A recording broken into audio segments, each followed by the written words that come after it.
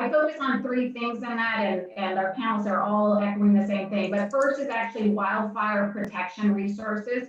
We, throughout this country and in our state, have underinvested in actually the resources to fight these fires.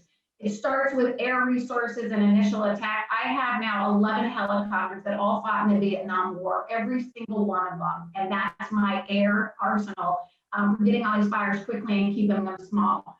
At the federal level, we borrow a number of resources from other states and federal governments. But when we have the Californias, Oregons, Colorados, Montanas, Wyoming, all on fire at the same time, we don't have any more resources to be able to borrow. And so I currently have skeleton crews that have been fighting these fires heroically. And I say every one of our states has to get more dependent on ourselves to fighting those fires. And in a way, when we do that, we can actually also increase economic opportunity as we're looking at some of the most significant economic crises and given COVID. The second prong or leg of the stool is forest health. We've developed a plan for Eastern Washington that has us, we have about 2.7 million acres of forest alone that are already dead and dying. They're literally a tinder box. All it takes is one spark, and we have hundreds of thousands of acres burning like that in 72 hours.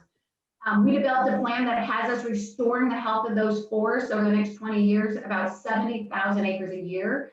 We are being agnostic to property lines because fire and disease doesn't follow geographical boundaries. So we partner with the federal government. So we are doing the work on federal land so we can get there quicker and get it done faster, as well as partnering with American Forest and Nature Conservancy for small forest land.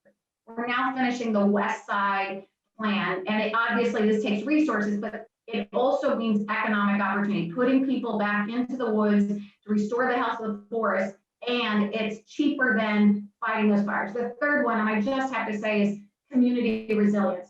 After visiting the town of Malden, which was the town that was completely destroyed in the last 2 weeks due to the fire, it was very apparent that we do have the ability to make these communities more resilient to fire. Literally, as you look down the street and you saw every single home completely destroyed, you saw one or two homes sitting amongst that destruction completely intact. Not an ember had touched that home, right? And many of the homes were uninsured. They're completely unprotected. And you have standing chimneys and foundation, but then you have untouched home amongst all that rubble.